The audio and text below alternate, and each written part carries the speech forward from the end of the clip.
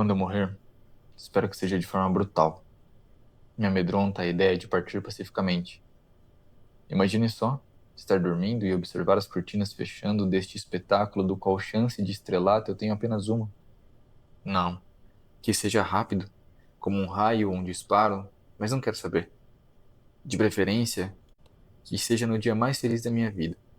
Dessa forma, garanto que em meu último suspiro não me arrependerei de nada. Já pensou? Parece utópico. Morrer sem se arrepender? Duvido. Tem tanta coisa que eu quero fazer. Só não posso morrer hoje, ou amanhã. Não quero estragar o fim de semana com um velório. Vi em minha agenda e semana que vem também não dá.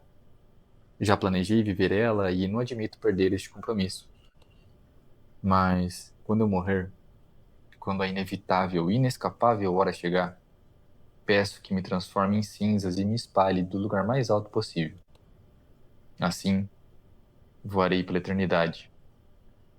Só não me enterrem.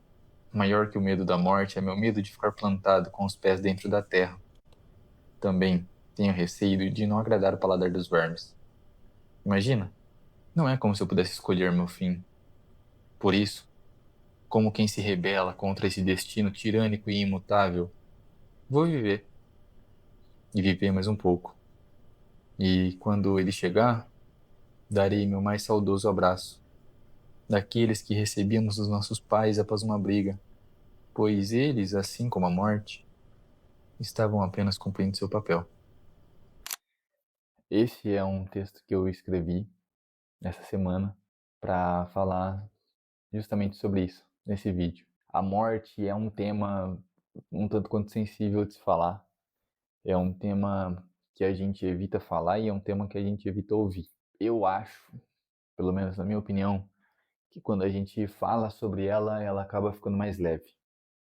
Pelo menos sempre foi assim para mim. Eu sempre tive muito medo da morte. Desde pequeno, inclusive. Eu era uma criança muito amedrontada com a ideia do que tem após a morte.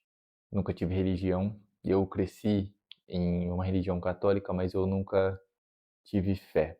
Eu nunca acreditei em Deus nenhum. Então, desde pequeno, e eu digo pequeno mesmo, a simples ideia de morrer era assustadora. Porque para mim, diferente dos meus pais, do meu irmão, morrer não significava ir para um lugar melhor, não significava ir para o céu. Morrer significava acabar tudo, cessar a minha existência. E isso sempre me assustou. Por isso eu entendo o conforto em religião. Eu acho que a gente consegue viver a vida de forma muito mais reconfortante quando a gente sabe que depois que tudo isso aqui acabar, ainda tem mais coisa. Eu passava noites em claro quando eu era pequeno. Em claro. Eu não conseguia dormir. Eu passava a noite toda chorando. Porque quando eu deitava para dormir e eu fechava os olhos e eu via aquela escuridão e eu sentia a minha consciência se esvaindo porque eu começava a pegar no sono, eu considerava que ali seria o meu fim. Que no momento que eu pegasse no sono, no momento que eu desligasse meu cérebro, ele nunca mais ligaria. Passaram-se muitos anos desde então.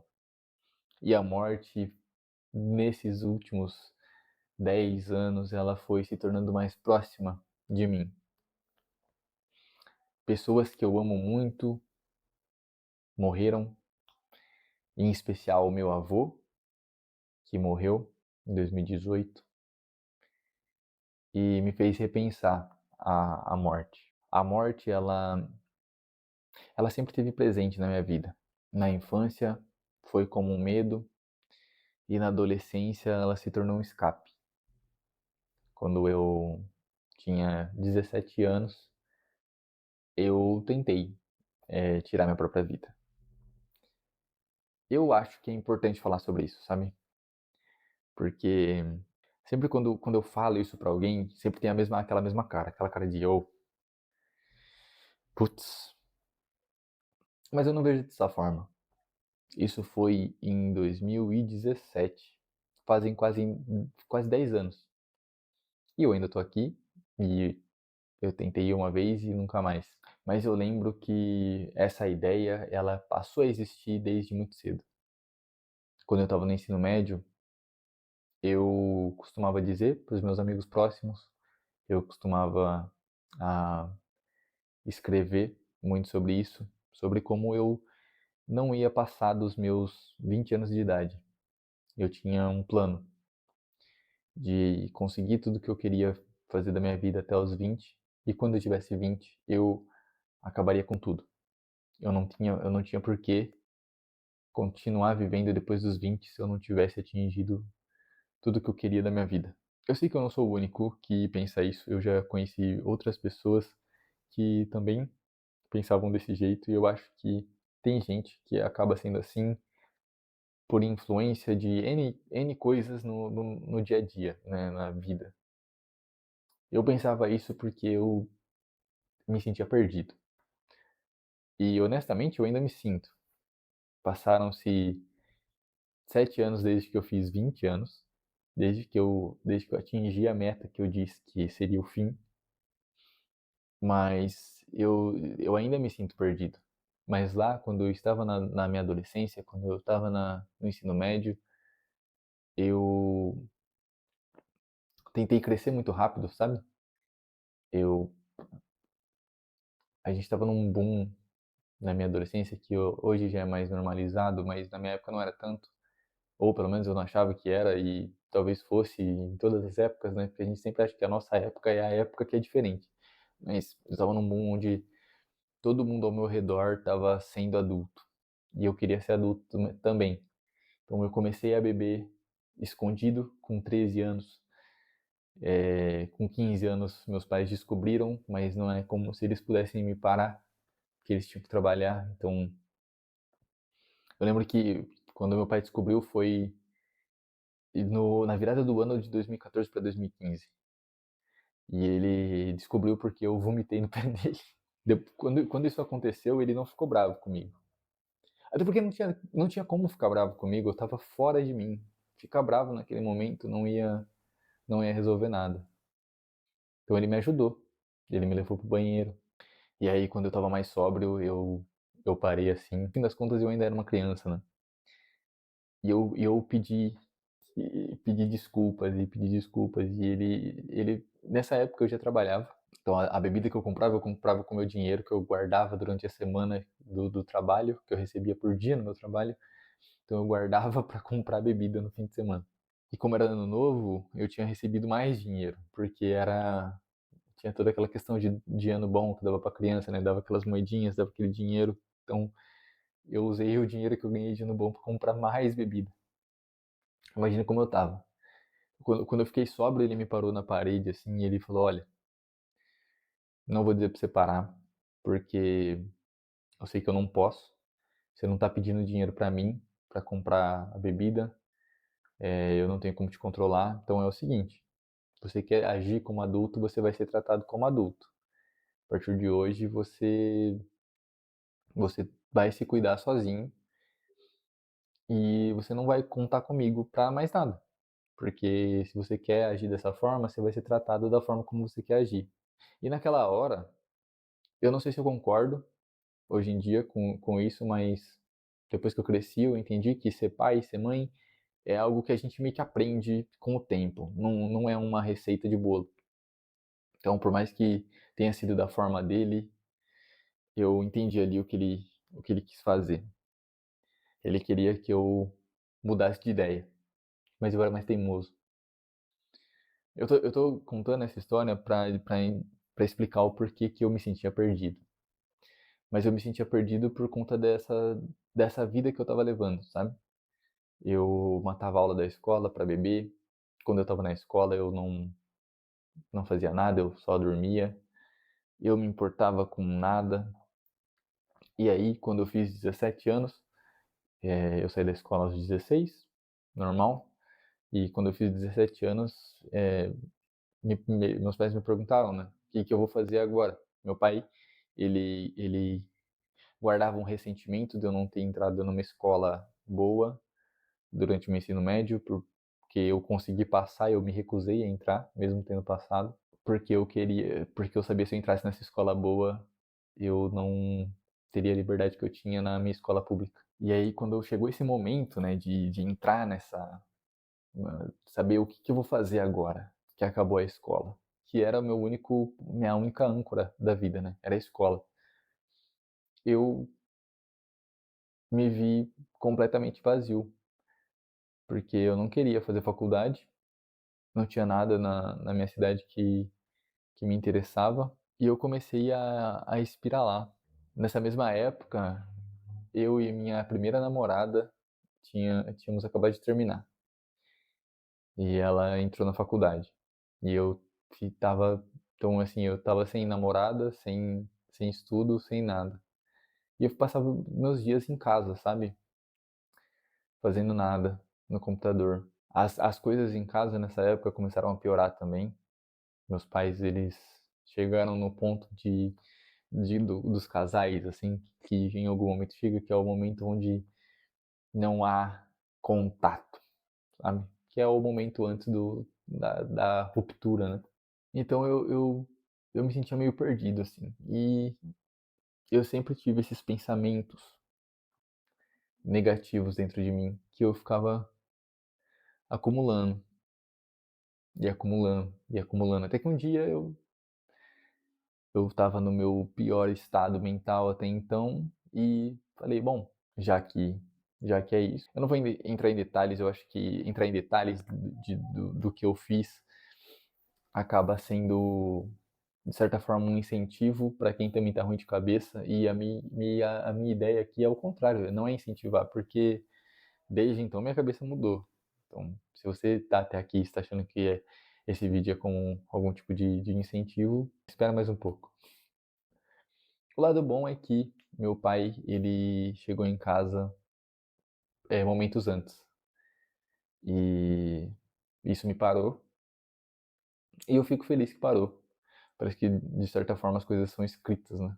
Assim, meio que tem um roteiro da nossa vida, assim, que... Mas eu também sei que isso não é verdade. Eu só tive sorte. Que ele podia não ter chegado, sabe? E eu podia não estar aqui. Eu podia não ter feito nada do que eu fiz até hoje.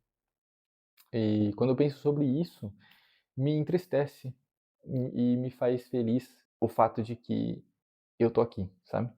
A morte, ela vem me seguindo assim, porque ela segue a vida de todo mundo. E a gente não gosta de falar sobre ela, porque ela é algo que a gente não consegue evitar e ela é algo que a gente não consegue controlar. E eu acho que todo mundo tem essa pulguinha quando vê acidente, ou quando alguém próximo morre, que fica, ai, que triste, né? Poxa, que triste. Mas nunca passa na nossa cabeça que pode ser com a gente, assim. Eu sei que eu penso muito isso quando eu vejo alguém que descobre uma doença rara. Eu fico me sentindo meio paranoico, assim, tipo, mano, imagina se fosse comigo. Mas não vai ser. E é sempre esse pensamento, né? Comigo não.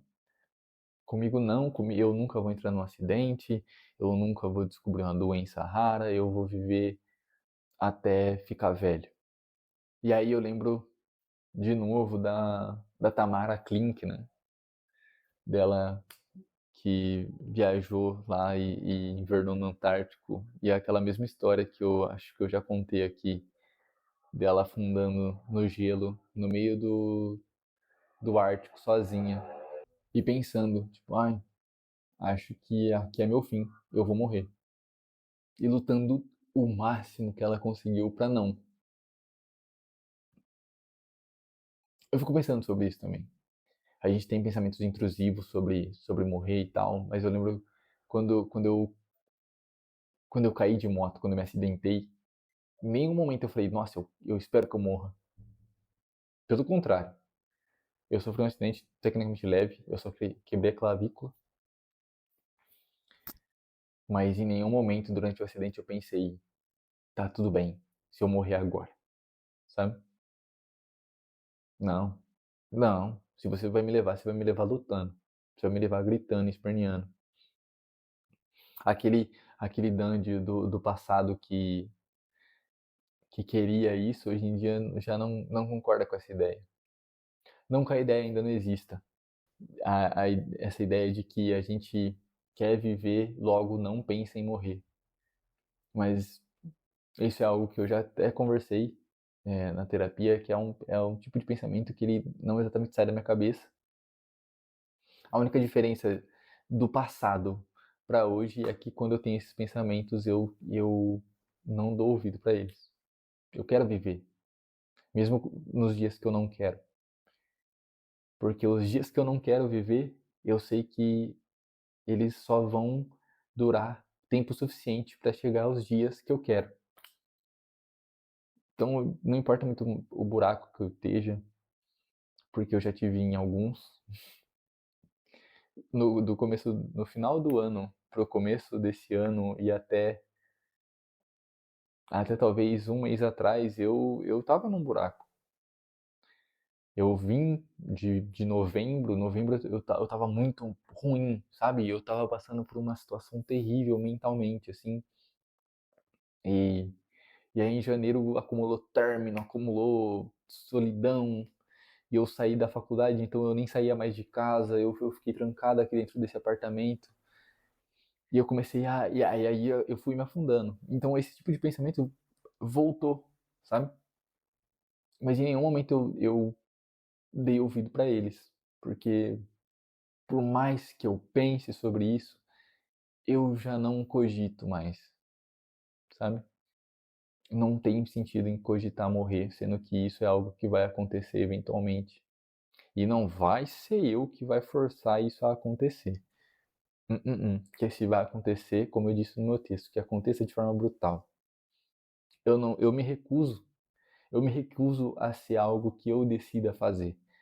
Pelo contrário, eu vou eu vou ser chato, eu vou ser ruim. Escolher morrer é se dar por vencido, né? É, porque é aceitar o destino inevitável. Então eu prefiro espernear hoje em dia.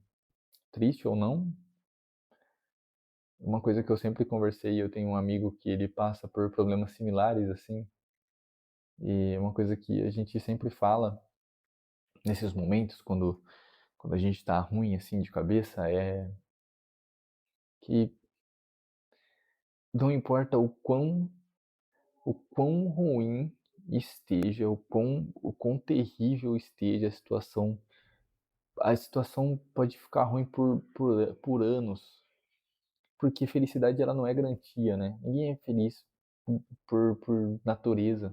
Felicidade são momentos. Mas eu só vou ter momentos felizes enquanto eu estiver vivo. Eu não tenho como pensar, eu não tenho como ler, eu não tenho como chorar se eu morrer. E pior, o fato de que saber que morrer para mim é somente o fim da minha existência, que para mim isso era um medo terrível, hoje parece só um desperdício. Mas também foi assim que eu vi conforto na ideia da morte. Quando eu era mais novo, a ideia de que não existe mais nada me aterrorizava porque eu não conseguia entender. Eu sempre botei na cabeça que seria um preto absoluto, mas com consciência. Não que eu conseguisse pensar, mas que eu tivesse consciência, sabe? Consciência de que eu tô num. Que eu morri, que eu deixei de existir. Tipo, modo espectador de algum jogo, sabe? Isso me aterrorizava imensamente, assim. Mas hoje eu não. Eu vejo isso de forma diferente. Eu sinto que essa é a melhor parte. Porque conforme os anos foram passando os anos foram passando e eu fui entendendo o que é esse cessar a existência, me veio um conforto. Porque assim como eu tenho esse direito de existir e de viver esse grande espetáculo que é a vida, cheio de drama, de felicidade e de conflito, eu sei que quando esse espetáculo acabar, eu não tenho mais que me preocupar com pensamento algum, porque não terão nenhum. E eu li algo há um tempo atrás que me que me tranquilizou sobre isso, sabe? Sobre como a gente não é criado, né? A gente, na verdade, a gente já existia antes de existir. Nossos átomos já existiram, eles não foram criados. Então, quando eu morrer, eu não vou deixar de existir. Meus átomos eles vão se tornar parte de outras coisas e eu vou virar parte de tudo. Então, por mais que eu não tenha mais consciência, eu sei que eu ainda vou existir, só que de uma outra forma. E eu achei isso lindo. Eu vou existir nos pássaros, eu vou existir na terra, eu vou existir no ar, eu vou existir em tudo. Eu vou existir nas próximas pessoas que vierem, eu vou existir nos cantos, eu vou existir em tudo, nas estrelas, nos planetas, porque eu já existia antes de existir, eu já estava aqui antes de saber quem eu era, e eu vou estar aqui por muito mais tempo depois. E eu acho que isso é bonito. Eu acho que isso é bonito. E pensar isso, ironicamente, me dá mais vontade de viver, sabe? Porque parece um desperdício tão grande não viver, não se mexer, não tentar pelo menos, sabe? Talvez eu fale de um lugar de privilégio onde eu tenha a opção de tentar, mas eu sei que tem gente que, com pouco espaço que tem para viver, ainda consegue achar momentos de felicidade para apreciar a vida. No fim, a morte chega para todo mundo. Chegou para as pessoas que eu amo, chegou para as pessoas que eu odeio, vai chegar para mim, vai chegar para você em algum momento, porque não, essa é a única coisa que a gente tem por garantido. Mas quando ela chegar, eu vou espernear.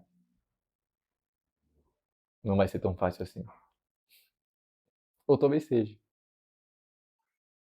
se for rápido, se ela me pegar desprevenido. Eu queria falar sobre isso, eu sei que esse é um assunto meio. Mas eu pensei, por que não? Por que não?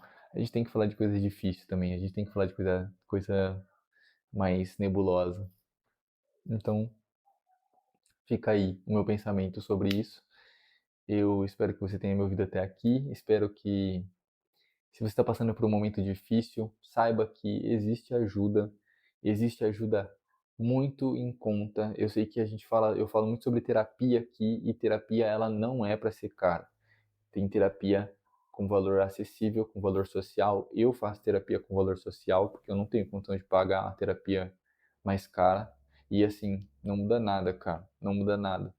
É, o Bruno, que é meu terapeuta, ele é um anjo na minha vida. Ele me ouve a todo momento e eu encontrei ele num site de terapia com preço social, sabe? Então, se você está passando por problemas, se você está precisando de ajuda, saiba que a ajuda existe. Ela existe e ela está disposta a te ajudar, beleza?